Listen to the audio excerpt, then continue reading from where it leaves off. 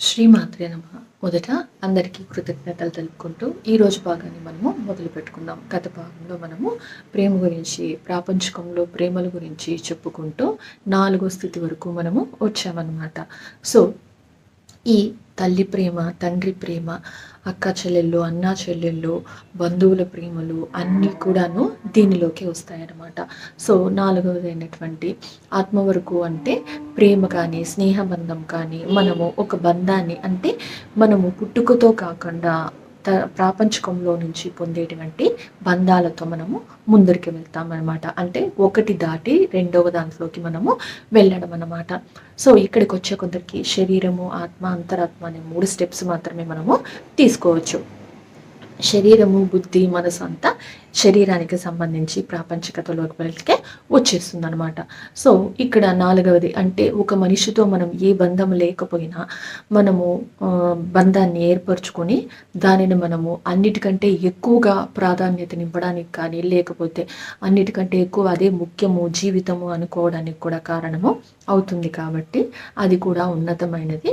అందుకనే ఆత్మస్థితి వరకు వచ్చేటువంటి 4వ స్థాయి ప్రేమ అని చెప్పడానికి కారణం అన్నమాట.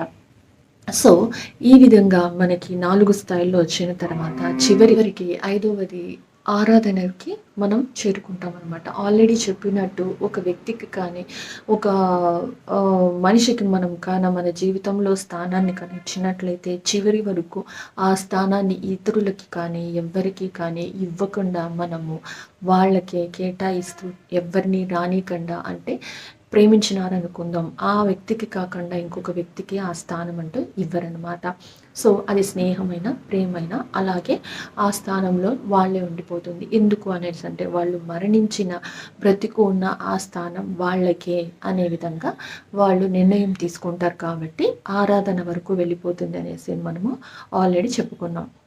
సో ఈ ఆరాధనగా మారినటువంటి ప్రేమ ఏ విధంగా ఉండాలి అనేసి అంటే మళ్ళీ ఇక్కడ ఒక కన్క్లూజన్ ఇవ్వడానికి కారణం ఏమి అనేసి అంటే కొంతమంది ఆ వ్యక్తి చనిపోయినారు అని చెప్పి పిచ్చివాళ్ళయ్యి తన జీవితాన్ని అదే భ్రమలో మనస్థితిలో తిరిగి కిందకి వచ్చి ఆలోచనలతో వాళ్ళు ఒక పంజరంలో ఇరుక్కొని తక్కువ స్థాయికి వచ్చి పిచ్చివాళ్ళుగా మారడానికి అవకాశం కుదురుతుంది. అంటే మనస్థాయి వరకు ప్రేమించి వాళ్ళు లేనందువల్ల బుద్ధి స్థితికి ఆలోచనలతో అక్కడనే చిక్కుకొని పంజరంలో ఇరుక్కుపోయి చివరికి చనిపోవడం వరకు జరుగుతుంది. లేదు అనేసి అంటే ఆ వ్యక్తి లేదు అనే బాధతో వినాశనాలు కానీ, లేకపోతే హత్యలు చేయడము, లేకపోతే వాళ్ళని కోల్పోయాము అని చెప్పి ఇతరులని చంపి జైలుకి వెళ్ళి వాళ్ళ జీవితాన్ని నాశనం చేసుకోవడం వరకు వెళ్తుందన్నమాట. అంటే అది పిచ్చివాళ్ళుగా అన్న మారి నాశనం అవ్వచ్చు, ఇతరులకు హాని తలపెట్టి జైలుకు వెళ్ళడాలు, వాళ్ళ జీవితాలను నాశనం చేసుకోవడాలని వరకు కూడా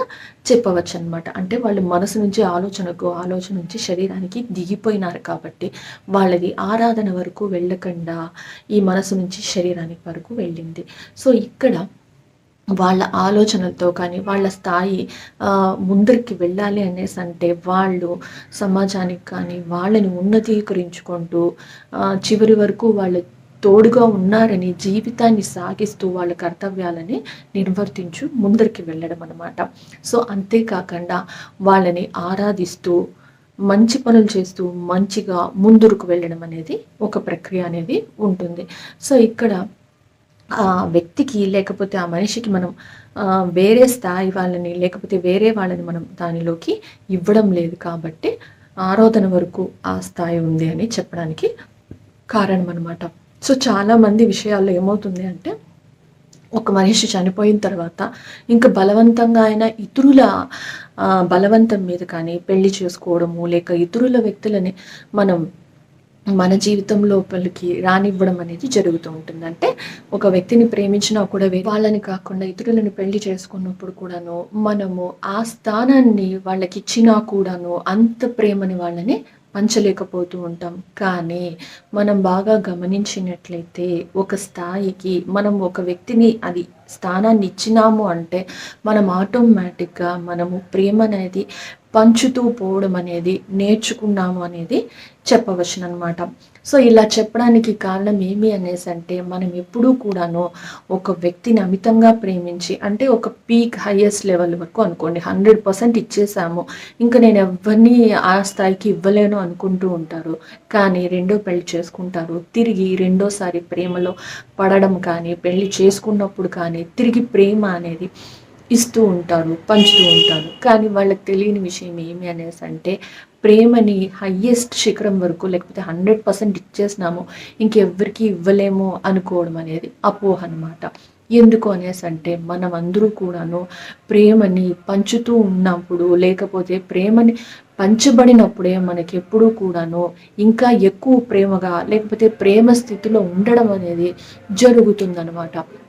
సో అలా కాకుండా మనం ఒక అపోహలో ఉండి మన జీవితాలను నాశనం చేసుకోవడం కానీ, లేకపోతే మనల్ని ప్రేమించలేదని చెప్పి ఎదుటి మనిషి జీవితాన్ని నాశనం చేయడం కానీ చేస్తూ ఉంటాం అన్నమాట.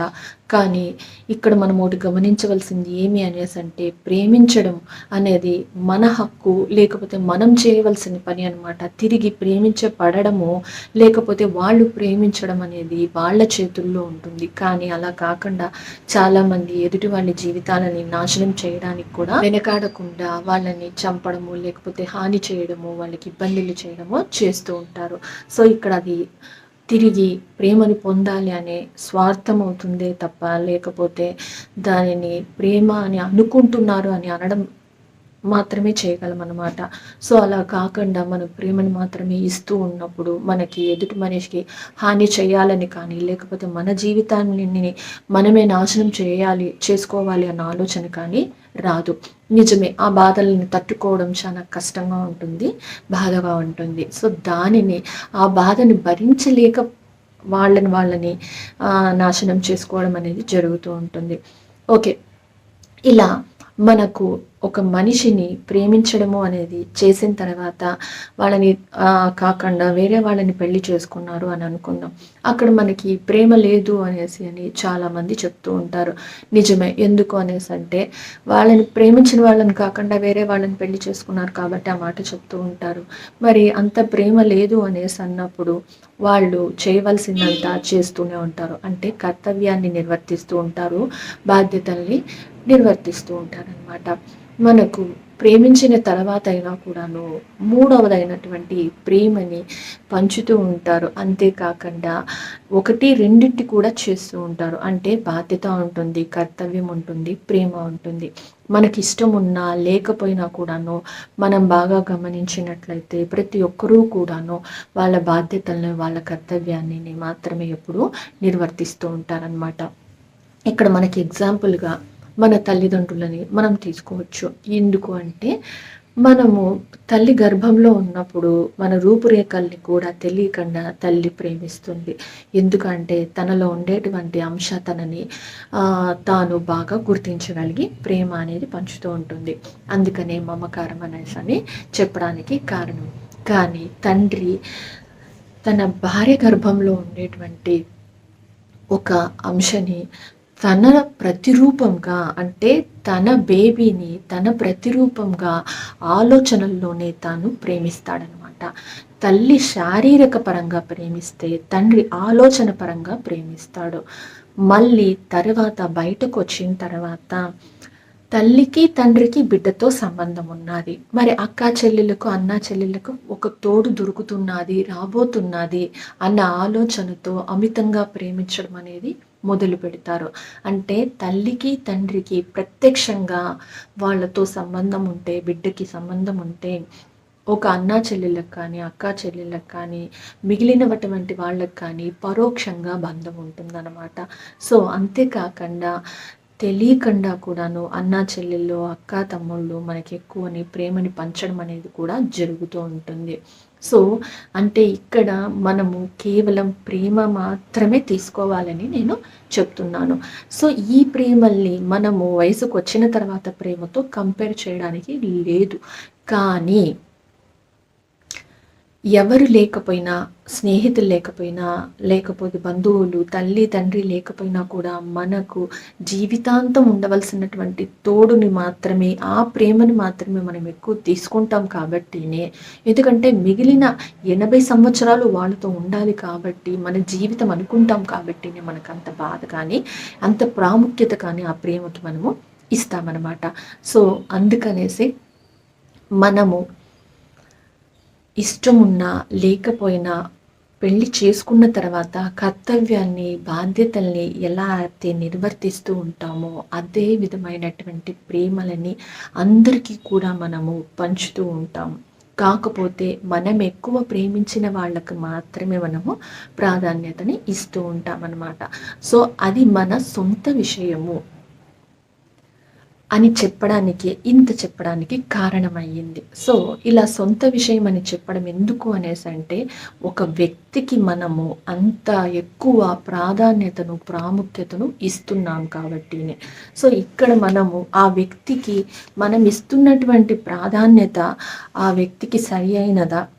లేకపోతే సరి అయినటువంటి వ్యక్తికే మనం ఆ ప్రాధాన్యత ఇస్తున్నామా అనేది మనమే తెలుసుకోవాల్సినటువంటి విషయం అన్నమాట. ఎందుకు అంటే మనం ప్రేమిస్తున్నాము కానీ తిరిగి వాళ్ళు అంతే ప్రేమిస్తున్నారు లేదు అనే విషయం మనకి అవసరం లేని విషయం. ఇక్కడంతా మనం చేయవలసిందంతా ప్రేమను ఇవ్వడం మాత్రమే అన్నమాట. అందుకే ప్రేమను ఎప్పుడైతే ఇస్తూ ఉంటామో మనము ఎదుటి మనిషి నుంచి కోరుకోవడం జరగని పని. అంతేకాకుండా అలా జరిగినప్పుడు మనము మనది జీవితాన్ని కానీ ఏ విషయాన్ని కానీ నాశనం అనేది చేసుకోమన్నమాట.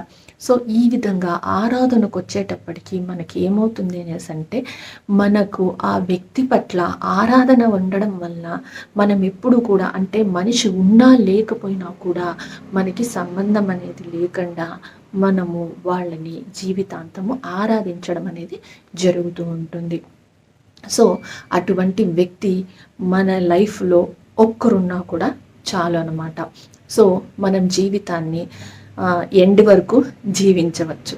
సో ఓకే, ఇలా ఆరాధనకు ఉండేటువంటి ప్రాముఖ్యతని, ప్రాపంచికంలో ప్రేమ ఎక్కడి వరకు వెళ్ళాలి అనే విషయం ఇప్పుడు మీకు అర్థమైంది అనుకుంటున్నాను. సో ఇదంతా కూడాను ప్రాపంచికంలో ఉండేటువంటి ప్రేమలని తెలుసుకొని మనము ఆధ్యాత్మికంగా ప్రేమ అనేది ఎలా మారుతుంది అనే విషయాలను మనం తెలుసుకోవాలి అనేసి అంటే, కంప్లీట్గా ప్రాపంచికంలో ఉండేటువంటి ప్రేమల యొక్క అవగాహన అంతా కూడాను మనకి తెలిసి ఉండవలసినటువంటి అవసరం ఉంటుందన్నమాట. ఎందుకు అంటే ఏ తర్వాత బి తర్వాత సి అలా ఒకదాని తర్వాత ఒకటి మనం తెలుసుకుంటూనే జెడ్ వరకు వచ్చేటప్పటికి అసలైన ప్రేమ అనేది ఏంటి అని అర్థమవుతుంది. సో ఇదంతా ఎందుకు అవసరమో అనేది, నెక్స్ట్ ఆధ్యాత్మిక ప్రేమ అనేది తెలుసుకోవాలి అనేసి అంటే ఇవన్నీ తెలియడము చాలా ముఖ్యం అన్నమాట. సో ఎంత సుత్తి అనుకున్నా లేకపోతే ఎంత లాగ్ అనుకున్నా కూడా ఏమీ చేయలేను. ఎందుకు అంటే మనము అందరూ కూడాను మన జీవితాన్ని ఇప్పటి వరకు, ఈ రోజుటి వరకు, ఈ వీడియో చూసే వరకు మీరు ఎటువంటి ప్రేమల్ని తెలుసుకున్నారు, నేర్చుకున్నారు, పొందారు, ఇచ్చారు, ఇవన్నీ మీకు మీరుగా తెలుసుకొని ఎంత ప్రేమలో మీకు మార్క్స్ వస్తాయి అనేది మీకు మీరుగా నిర్ణయం తీసుకోవాల్సిన విషయం అన్నమాట. అందుకని ఇంత చెప్పడానికి కారణమయ్యింది. సో తర్వాత ఇప్పుడు ఆధ్యాత్మిక ప్రేమలు అనేది ఎలా ఉంటుందో చూస్తాం. మనకందరికీ తెలిసినటువంటి ప్రేమలు ప్రాపంచికంలో అయిపోయినాయి. ఇప్పుడు ఆధ్యాత్మికంగా అనేసి అనగానే మన జీవితం ఎక్కడ స్టార్ట్ అవుతుంది అనేసి అంటే, కొంతమందికి పుట్టుకతోనే వైరాగ్యం కానీ లేకపోతే ధ్యానము సాధనలు చేసుకుంటా పెండ్లి అనేది వద్దు అనేసి బ్రహ్మచర్యం తీసుకొని సాధనలు చేసుకునే వాళ్ళని చూసి ఉంటారు. ఇది ఎందుకు అనేసి అంటే, వాళ్ళు మనం ప్రాపంచికం ప్రేమల్లో చెప్పుకున్నప్పుడు మ్యారేజ్ వరకు వెళ్ళాం కదా, అందుకే అనమాట కారణం అక్కడి వరకు చెప్పడానికి కూడా. ఆ గత జన్మల దీనిలో సాధనల్లో వాళ్ళు భార్యాభర్తలుగా కానీ ఆ ప్రేమల వరకు వాళ్ళ ఆ సాధనని కంప్లీట్ చేసుకుంటారు కాబట్టినే తర్వాత జన్మలో వాళ్ళు పెండ్లితో అవసరం లేకుండా స్త్రీతత్వాన్ని, పురుష శక్తిని రెండూ కూడాను వాళ్ళు ఏ విధంగా అయితే రెండూ తెలుసుకుని ముందరికి వెళ్ళాలా అనేది తెలుసుకొని ఉంటారు కాబట్టినే వాళ్ళు చిన్నప్పటి నుంచినే బై బర్త్ అని చెప్పడానికి కూడా కారణం అదే అనమాట. ఎందుకు అనేసి అంటే 3 సంవత్సరాల వయసు వచ్చేటప్పటికీనే మహావతార్ బాబాజీ ఆయన జీవితాన్ని ఆధ్యాత్మికంగా నడిపారనమాట. 7 సంవత్సరాల వయసు వచ్చేటప్పటికీనే వీరబ్రహ్మేంద్ర స్వామి ఆ జీవితాన్ని అంటే సాధు జీవితం లోపలికి వచ్చేసారనమాట. అంటే వాళ్ళు గత జన్మలలోనే ఈ ప్రేమలు తెలుసుకొని ప్రాపంచికం ప్రేమలు కంప్లీట్ అయిపోయినాయి కాబట్టేనే ఆధ్యాత్మిక ప్రేమల వరకు వాళ్ళు వెళ్ళారనమాట. సో ఈ విధంగా నేను ఇంత చెప్పిందంతా కూడాను ఈ విషయం తెలుసుకోవడానికే. సో ఇక్కడి నుంచి జర్నీ ఎలా ఉంటుంది అనే విషయం తర్వాత భాగంలో మనం చెప్పుకుందాం. అప్పటి వరకు కృతజ్ఞతలు ఫ్రెండ్స్. Thank you.